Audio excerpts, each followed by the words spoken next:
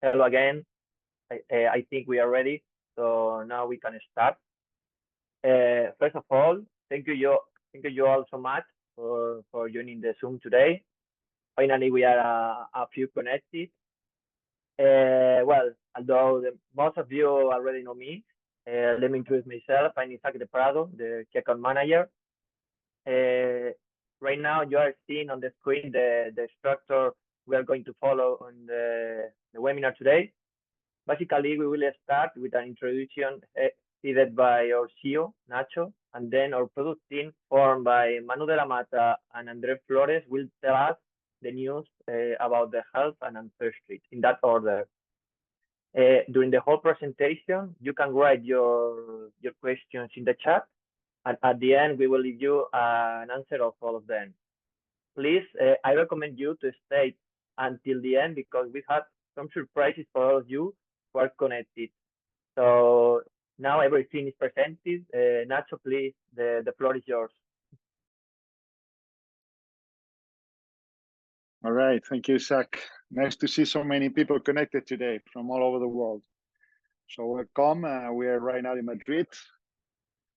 Real Madrid fans, you got over there the Real Madrid Stadium. And we have a lot of surprises for you guys. First, we're gonna talk about our new update on health, and then we'll talk about new updates in Ancestry, and through Ancestry we'll go a little bit deeper because we've never talked before to our business partners about Ancestry, and we want you to understand a little bit better what's going on Ancestry. And at the end, I will tell you some new products and services that we are going to launch in the next weeks and months. So I want you guys to be the first to know.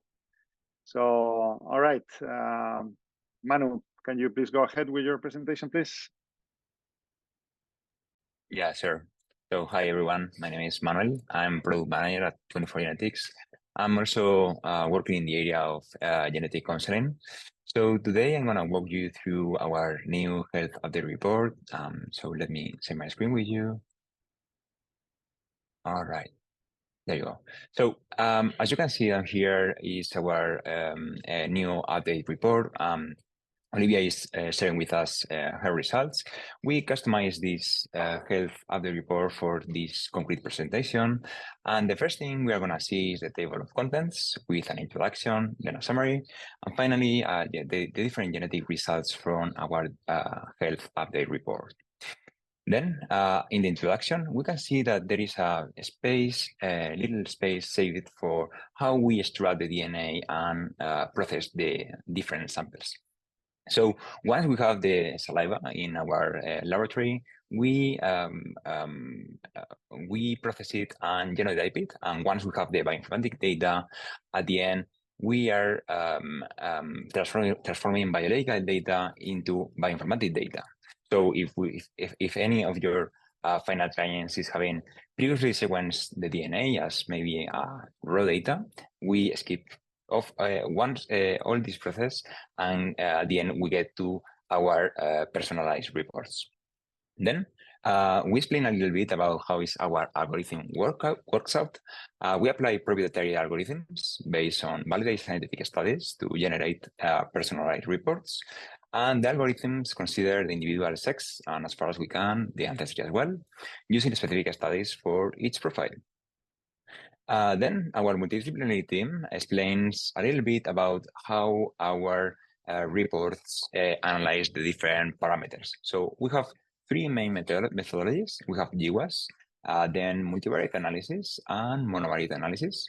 In GWAS, we get the different genetic swaps from our clients, and then at the end, we are comparing with 2,000 or 3,000 different population to understand how is the genetic profile working out.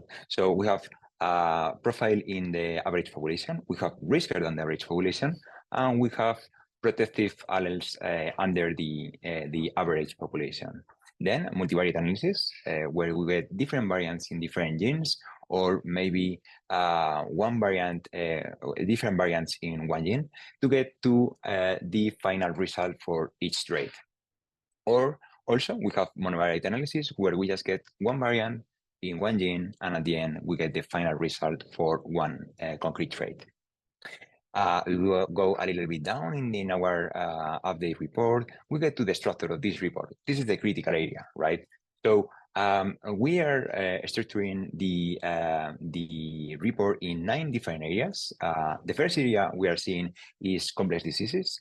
So in this part, we split it in different sub-areas such as neurology, circulatory system, digestive system, or endocrinology.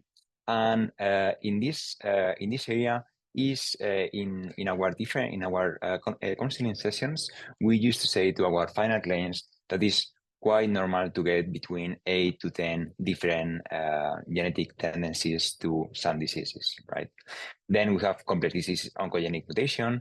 For me, this is one of the most delicate parts of the report because it's just getting a straightforward mutation for cancer diseases. Then we have complex diseases others, which is mainly related to specific mutations that increase the risk of different diseases not related to oncological processes. And then we get to virus, bacteria, and fungi. This part for me is one of the most interesting ones from this update report because it's genetic predispositions to infections and then severity.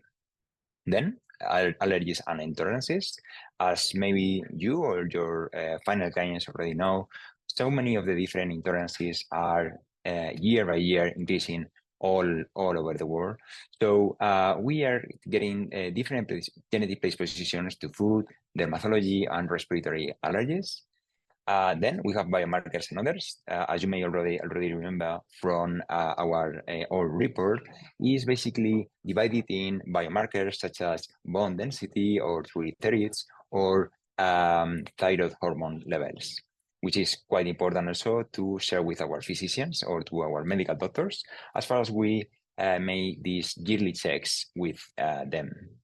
Then we have pharmacogenetics area, which is divided in 4 different areas such as cardiology, oncology, neurology, and pain. The main aim of this part of the report is sharing with our medical doctor which are the different impacts of different drugs or medication in our DNA. We are talking in terms of dosage, metabolism, toxicity, and efficacy. And last but not least, our report is getting a wide variety of different hereditary diseases genetics, which is compound of more than 800 different diseases, most of them working out in the area of rare diseases. So we will see pathologies that which prevalence is 1 in 2,000 or 1 in 1 million. Then there is a frequent asked questions, as you may already check in our webpage. And last, we get to the summary of, in this case, Olivia.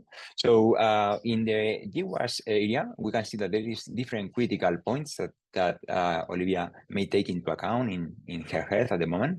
In neurology, for example, she's having a risk for motion sickness. In circulatory system, she's having also a risk for chronic lymphocytic leukemia. And in endocrinology, is having also a risk for type 1 diabetes. So as we said before in the introduction, in this particular area, most of the clients in the counseling sessions, they used to ask if it's quite normal or if it is in the standards having risk for some of these pathologies. So as we said before, most of them are most of the clients get between 8 to 10 different diseases. So it's quite standard, quite normal to get some risk for different pathologies. Then we go a little bit down. We get to the virus, bacteria, and fungi. And in this case, this is one of the areas, as I said before, that is also interesting. In this case, Olivia is having risk for severe acute respiratory syndrome and severe hospital pneumonia. So as you may already remember, 24 Genetics has been working in different research projects around the last years. And one of them concretely that we are pretty proud of is in the COVID-19 pandemic.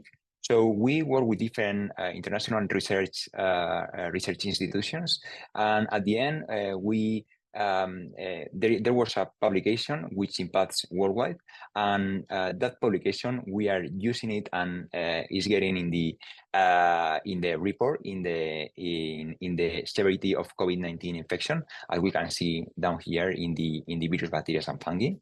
And we are pretty proud of the impact of this trait. Then we get to allergies and intolerances, and she's also getting a risk for mercury accumulation and biomarkers and others.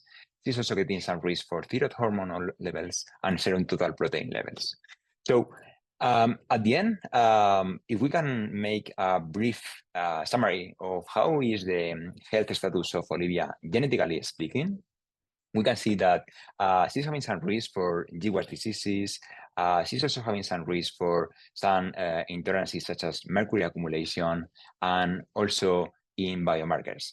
So what is the aim of this health update report is getting consulting and monitoring with our medical doctors, and trying to get the best of our health, which is one of the main objectives of 24Genetics. So we increase the number of diseases in our test by factor of 4, from more than 200 traits to more than 1,000. We triple the number of diseases due to the oncogenic mutations. We have included 2 new sections, as you already remember: viruses, bacteria, and fungi, and allergies and intolerances. And last but not least, we multiply by 6 the number of hereditary diseases. So that's most of the updates from my side. Thanks a lot.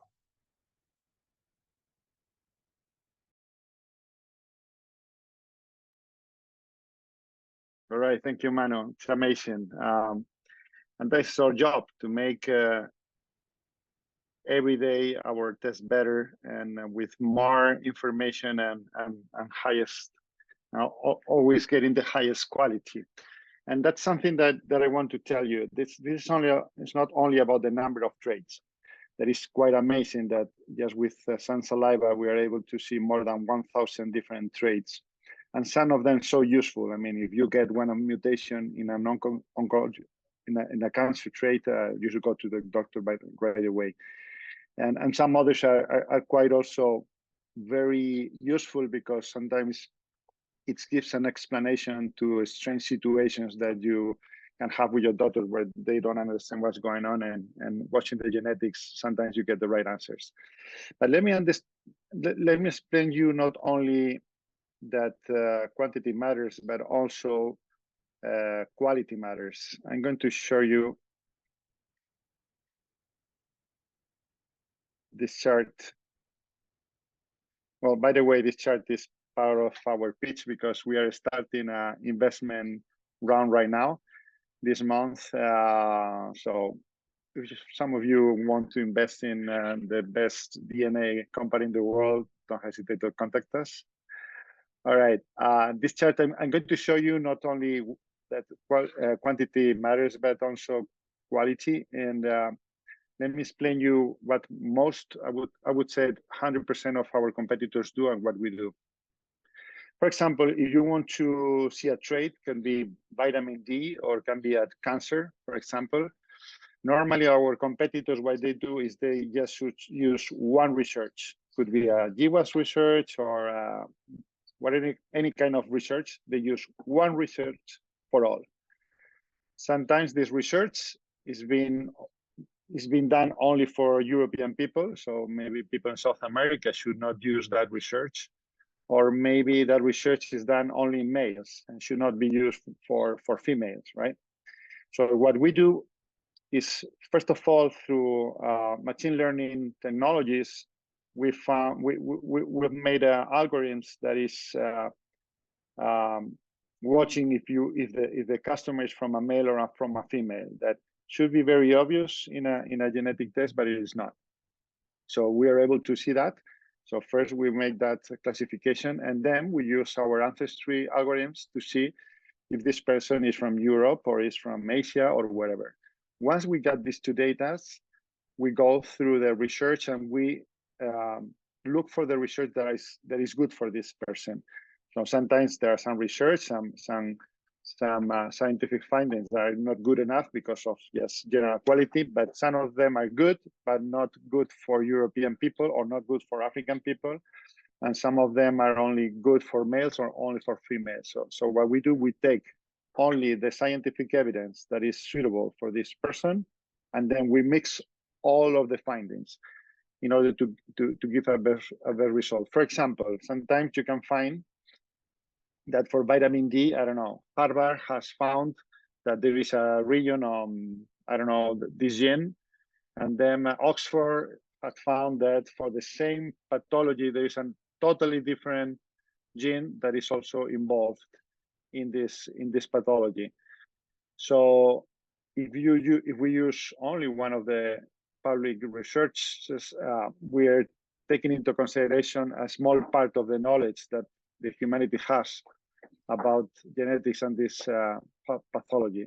So as I said, we are the only ones that we are able to make algorithms that totally personalized. So yes, we have multiplied by 4 the number of traits. We will keep multiplying the number of traits in the rest of our tests in the future, but it's not only quality, it's also not only quantity, but quality. So this is one of the ways that we show a good quality. And also you can do the test with low pass NGS technologies, that the readings of the DNA is not maybe good enough, or maybe you can do it with a very cheap Chinese genetic company. So yes, you can have very cheap DNA tests, but maybe the readings are not good enough. We use Illumina. So Illumina plus, highest quality of algorithms, it makes our products. All right, so thank you. Andre, it's your time for Ancestry. Please go ahead.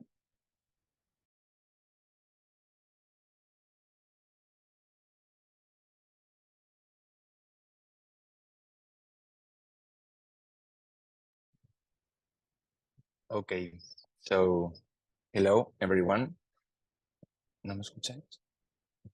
Yeah. So hello everyone. My name is Andre Flores, and I work as a bioinformatician and product developer in 24Genetics. So the aim of this part of the webinar is to introduce you the main concepts about genetic ancestry, so that you have the basic knowledge on the subject and you can better understand each section of our ancestry report. So I have organized this part in three main points. First, the big question, that is, what is actually ancestry? Then briefly, how does our ancestry work? And finally, we will go through the different analysis in our report. So what is ancestry? So it's important to know what we refer when we talk about that. So ancestry is actually a multidisciplinary concept, so broad, and can be understood as in many different perspectives. So we can talk about geographic ancestry. We can also talk about culture, which is one of the main points when we talk about the ancestry, even historical, and our favorite part, which is genetics. So as a general perspective, we can say that ancestry is actually everything you have inherited through your ancestors and to you in the present. So genetic ancestry can be explained as all the genetic traces that have been passed on from generation to generation, and that we can nowadays detect in our DNA. So humans, we are the result of many complex and many different migration movements through the history of the Homo sapiens, from their origin around 300,000 years ago in Africa to the present. So during this time, a human originated in the African continent, and at that time the human populations started to migrate through the continent, and at some point humans left Africa and they expanded through all over the world. So we are a complex mixing of populations during this time. And thus, our genetic ancestry is actually the result of this complex mixing among populations over time. So what we actually want to do with the analysis of genetic ancestry is try to reconstruct your familiar history, analyzing these genetic traces that can connect to these different demographic processes during the Homo sapiens evolution and movements of populations. So now that we have a better understanding of what genetic ancestry is, I will go briefly through the main points about our ancestry test and even most of the ancestry tests. So when we perform an ancestry test, we have to take into account three main big points and three main limiting points, let's say. So we first have the reference panel, that actually is the set of samples that the set of genetic samples that we use to compare your DNA in order to assess your genetic ancestry. Then we have the genetic markers that are actually the genetic information that we use to compare your DNA with the reference samples. And finally, the algorithm that actually is where the magic happens. So first, the reference panel is one of the most important points because it must be genetically diverse and trying to include the whole human population genetic diversity in the world in order to have accurate and precise results when reconstructing your genetic history. This reference panel is validated and depurated through many different steps and quality controls in order to end up with the samples that we really trust on. And we are really proud of our reference panel in 24 Genetics because it is exhaustive and complete, including more than 1,500 regions around the world. And of course, it's expanding and improving almost every day because we work hard trying to reorganize population groups in the reference and also include new samples.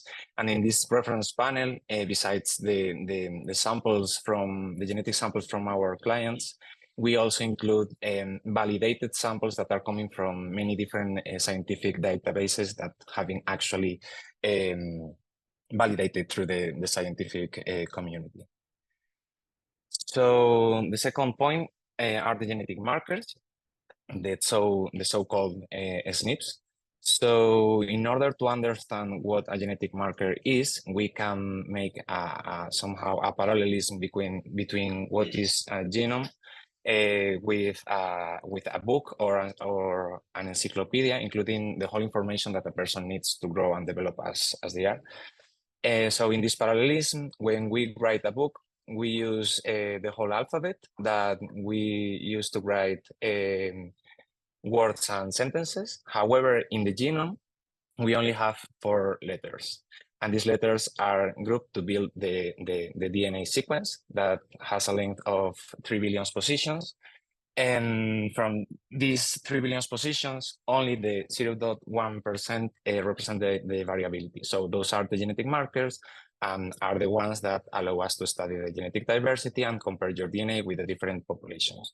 So moreover, in the genome, the DNA sequence is structured in many different genomic structures that are the chromosomes that could be the volumes of an encyclopedia. And then these chromosomes are at the same time grouped by, in pairs of homologous chromosomes that could represent the whole encyclopedia and information, the genetic information. So based on how they are inherited, there are 2 types of genetic markers that allow us to study the genetic ancestry in different perspectives.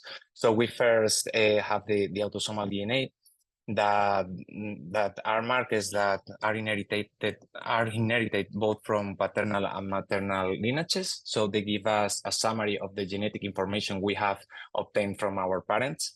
So yeah, they give joint information and we don't have the possibility of making a separation between both, but they give us a more complete and precise information when looking for your genetic ancestry.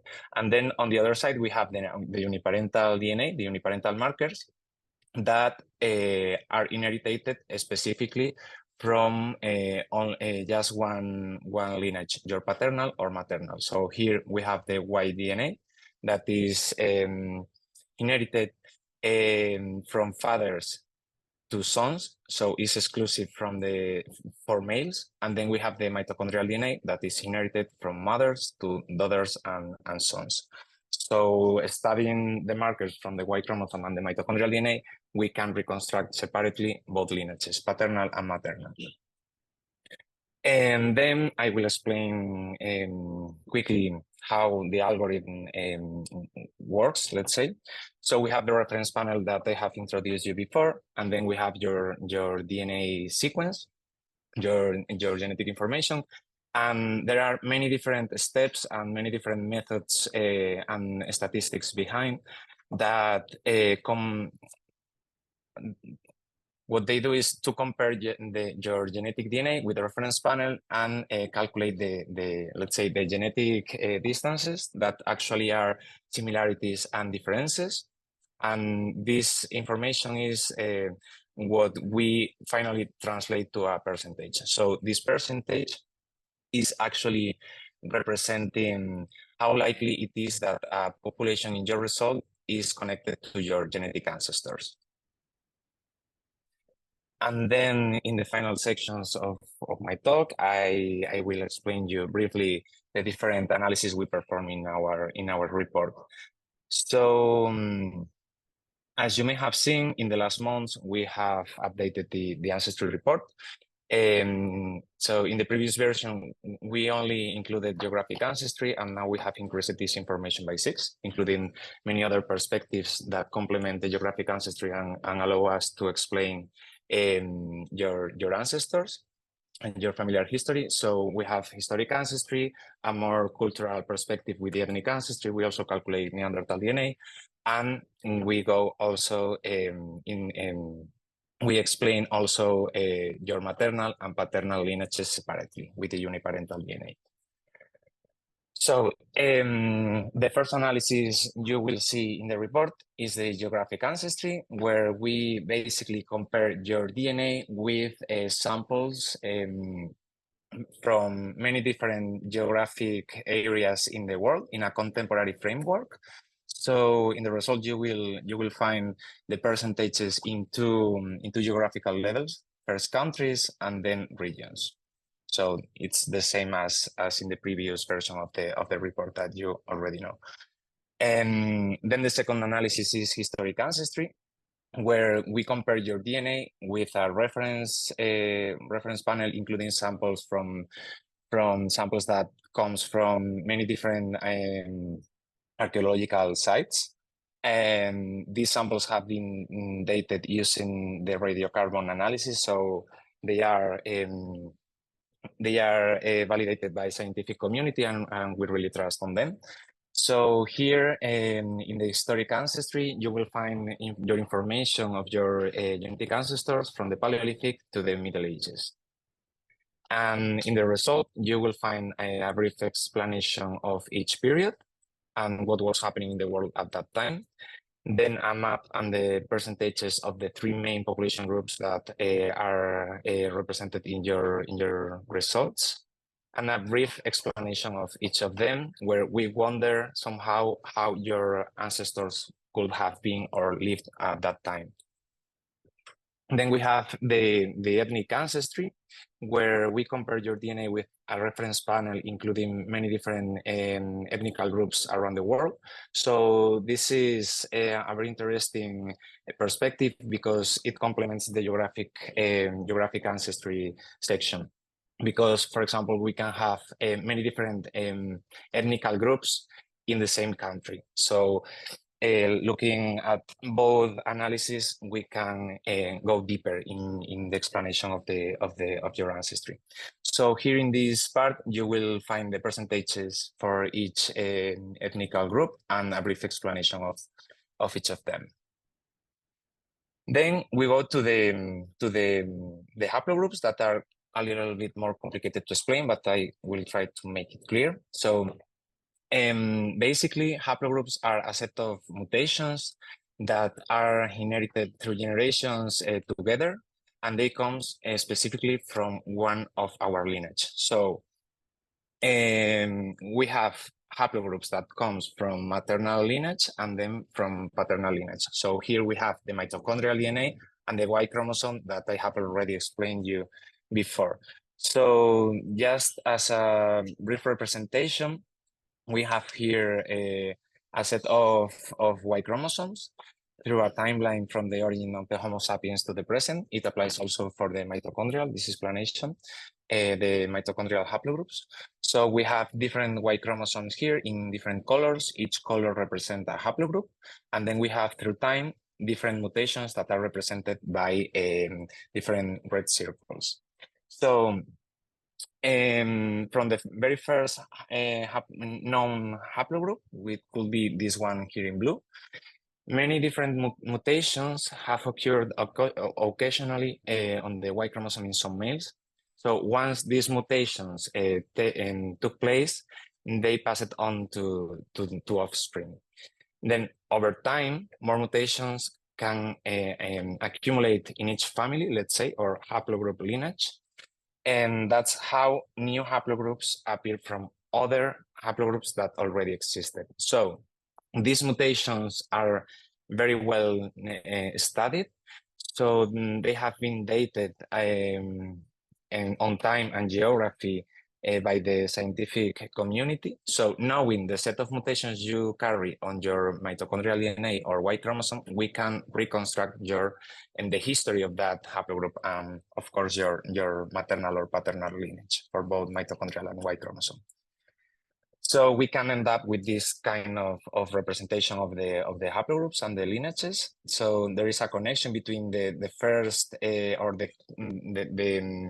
the common haplogroups for all humans and all the lineages that emerge from it. And so in your result, what you will see is one section for the maternal haplogroup and another for the paternal haplogroup. And the representation in a map of this history or these migrations through that lineage. So for example, imagine the maternal haplogroup. Imagine you are the HV9B haplogroup.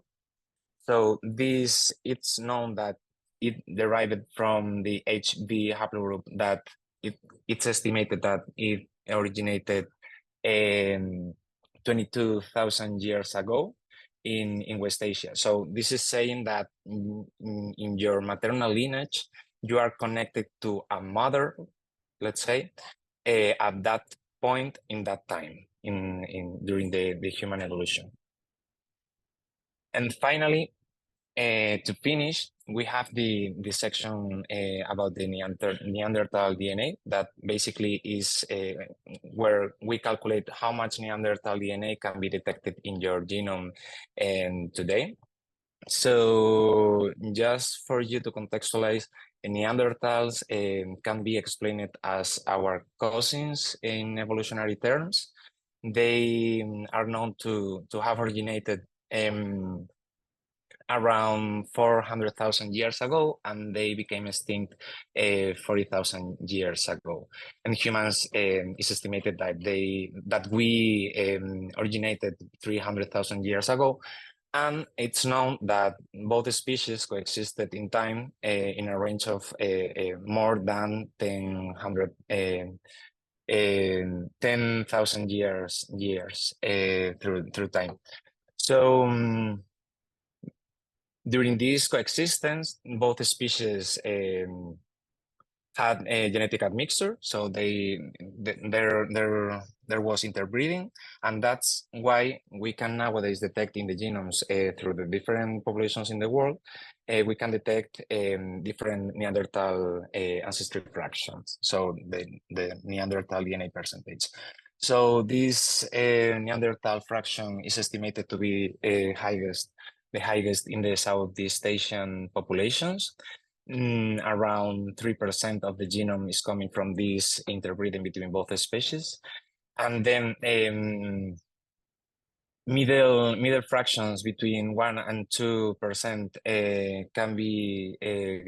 can be seen in the rest of the Eurasian and American continents, and the lowest proportions can be detected in the sub-Saharan African populations. However, we can still detect some people having percentages outside these average ranges. So there are outliers, of course. And in this part of the report, we can see a brief explanation of the Neanderthal percentage and your proportion of Neanderthal DNA with a scale from 0 to 4. And yeah, that will be all. Thank you so much. So I would be glad to answer any questions you have at the end of the webinar. All right, thank you, Andre. It's just amazing. You know, Ancestry test is something that we are so far away from our competitors. As you can see, and you have to compare what they do is that they mix ethnical and geographical ancestry in the same picture, which I've never understood. And then we have some stuff that nobody in the market has, as it is the historical ancestry section, and it is just amazing. We have it because we have thousands of samples from archaeological sites with the carbon-14 test done, so we date perfectly where in the time was that sample from, and then we compare our customers with those samples, and I still getting surprised every day, you know, that from a little bit of saliva we're able to find out these kind of things. And it is amazing when, for example, we got a sample from Asia, and then I compare it with a sample from Europe, and then you can see how the haplogroups goes through Asia for the Asian person and to Europe for the European person. And then when we compare with all these historical samples, we can see that, yes, maybe this Asian, or for example, the most amazing one are the ones from South America, because you can see that they have some matching with historical samples. First, maybe in India, and then maybe in China, and then maybe in North America, and then in South America. Something that you will never find in a European person. So it is just amazing. We are able to remember where we're coming from. That's the good thing about Ancestry, that where we really come from, not where we think we come from. All right, thank you. There was something else that it was not in the index of this webinar, but I would like Manu to tell you also some news in the sport test. They're not from the last weeks. It has been done some months ago, but we have never told you about these improvements. Can you please, Manu, tell these people what's going on sports? Yeah, sure, Nacho. So let me share my screen with you. I'm gonna just walk you briefly through our sport report. So as you may already see in your different clients reports, or maybe yours as well, today I am sharing with you the results from Olivia once again.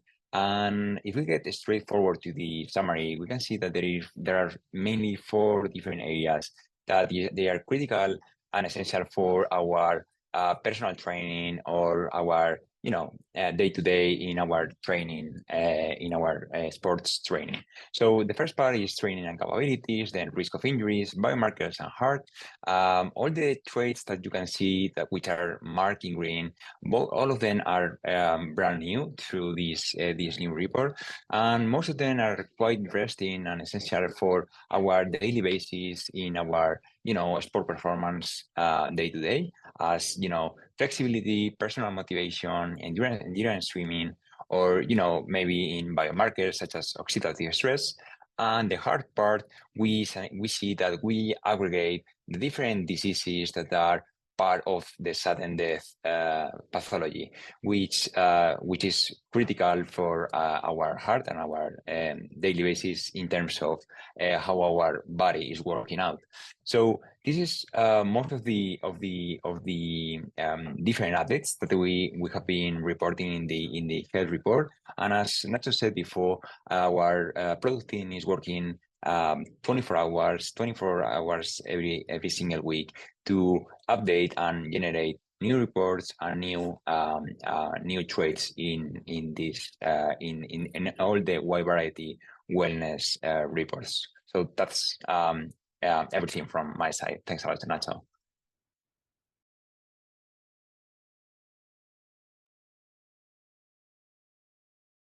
Hello, I'm here again. Thank you all very much. Thank you, Nacho. Thank you, Manu, and thank you, Andre. I have to admit that I have learned more than I expected today. Now, as I promised at the beginning, it's time for questions. We will proceed to solve all your doubts in order of arrival. I ask you to stay until the end, please. So, well, let me review it. The first question regarding to health test is, so it's for Manu. Manu, can you explain again what the GWAS methodology is? Is databases of many people, right? Do you personally do the analysis? So yeah, sure, Isaac. So it's a quite common question, right? So as I said before, there are three main different analyses that we make: is GWAS, monovalent analysis, and multivariate analysis. In the case of GWAS, what we basically do is getting the DNA from each sample or each final client, and we compare it with 2,000 or 3,000 different population, and at the end we're getting a biostatistical Gauss belt, right, where we compare and we profilize where your risk of each trait is being. So let's take, for example, diabetes, right? So diabetes, which is in the endocrinology part, we can see that maybe you get a gray color, you get maybe a yellow color, or maybe a green color, right? So if in case you are getting maybe a green color, what is mainly saying is that you are in the protective area of the Gauss belt. So at the end, we are getting different markers along our DNA, and it's getting the final result where it's saying and describing what is my risk for this concrete trait. So I think with this brief explanation is pretty clear. Thanks. okay, thank you so much, Manu. We have another question for you. The second question is, how long did it take and how was the process of spending the health report so much? Okay, so this one is maybe a little bit more difficult, right?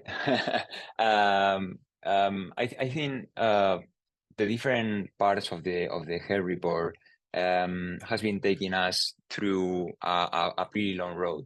For me, one of the critical parts is the hereditary diseases, because at the end, is one of the most amplified ones. We check all our multidisciplinary team that has been working in this project, has been checking all the different international databases, medical databases, clinical genetics databases as well, in order to, try to incorporate and amplify the most of our DNA through our health report. So this one, for me, this critical area, which is hereditary diseases, is for me one of the toughest one, and I think one of the most difficult to, try to our final clients get to know what are my genetic risks and what I can bring to my offspring. And the second one, in the other hand, let's say, which is for me quite fantastic and pretty nice, is the virus, bacteria, and fungi area, because as you already may know, in all this pandemic, in this pandemic from 4 years ago, we have been aware of how the viruses and bacteria is working and try to, infect our body in our daily basis. So I think it's pretty interesting for all of our clients to get to know, what are my tendencies and what are my risks for, different bacteria and infection. So as far as I can, I get infected, or suddenly I get infected in one corner of the world, I can get to my doctor and share with them, what are my results in terms of genetics. So they may prevent, my my health status in a better way, or in a better scenario, rather than not knowing what are my genetic tendencies. So I think with this, I pretty answer the question. Okay, thank you so much, Manu. I ask you, Andre, to turn on your camera, please, because the third question is for you. Yep. Hello. Okay.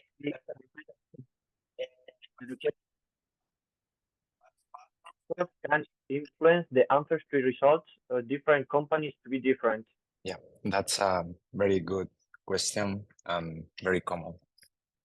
So there are many different factors that could actually be involved here. I will explain it very quick. So the first one is the reference that the different companies use. So I mean, the different companies use different samples and different populations groups that they consider in the reference panel, so they can affect in the result because of the genetic variation they are representing on it. Then a second factor, let's say, that could be the labeling or the names they use to call the different population groups they include in the reference, and even the level of the genetic ancestry they are considering. For example, if they mix ethnic levels with geographic levels in our case, that we think that it was the better way to analyze genetic ancestry, that is to separate the different levels. So geographic levels in one way, then the historic, the ethnic, and groups in another reference samples, in order to give a more direct results and with less confusion. And also another main point that is very important, which is the algorithm, that actually, as I have already told you, is where the magic happens. So there are many different methods for calculating ancestry, and this can lead to different results and different variation in the results. So I like to say that there are no wrong ancestry results in the case that you have validated your methods and your reference, but there are many perspectives to explain your ancestry. So there are many factors that could affect. And the last one that it's also important are the informative genetic markers that we consider when analyzing your genetic data. So for example, if you use whole genome or you use one chip or another, so the technology behind it's also very important. Thank you so much, Andres. Thank you. We have run out of time to answer more questions, because I really look forward to telling all the surprises we have for you. But don't worry, because we will answer all of them by mail. So now is my favorite part. As I said, we have some surprises in store for you. And first of all, Nacho is going to reveal upcoming news about the new services. So Nacho, please. All right. As you have been seeing all these years, we've been working so hard in new DNA tests and in new in different tests that has never been seen in the market. But we have seen that sometimes the genetic information is pretty hard to understand and to apply for a physician or for a nutrologist or for a trainer. So we're taking a step forward. And I don't know if you guys have noticed, but we're surfing the wave of artificial intelligence. We've been using artificial intelligence from the very beginning. And now we have a great service for you guys as resellers and distributors. That is our first AI nutrition assistant. So this lady that you can see here, she speaks 150 different languages. She can explain anything about nutrition. But this lady that you see in the video is not a human, it's a robot. So this robot is able to see the DNA of your customers. She's able to make a nutrition interview to your customers in any language, or you can just put the information of your country, of your customers in her chat, and then she will help you to make the diets and whatever decision you have to make about nutrition with the person. Our AI will be able to help you. So since telling you a diet or a change she wants to make, or what are the best things you can buy in the supermarket for this person, and it will be a great help to make sure that all the nutritionists make their job faster, much faster, and much better. Something that happens with AI is you're able to manage so much information that for a human it's almost impossible. So if you have a customer that they have the special genetic traits, and they have their maybe some pathologies, and maybe they're having some drugs, and maybe they have very special tastes, and maybe the religion make them only be able to eat some kind of food. Our nutritionist, AI nutritionist, is able to mix all this information and help you to make the best advices. So this is already in use for some testing nutritionists, and this is going to be open for resellers in the next weeks. We will have also OEM solutions for this, and in a second step, we'll have this open for final customers also. And it will be a great way to make more value for our customers, and more, and in your case, in a better way for making more money with helping your customers. And there will be some more AI assistants in the future. So you'll have some more news in the future. Thank you.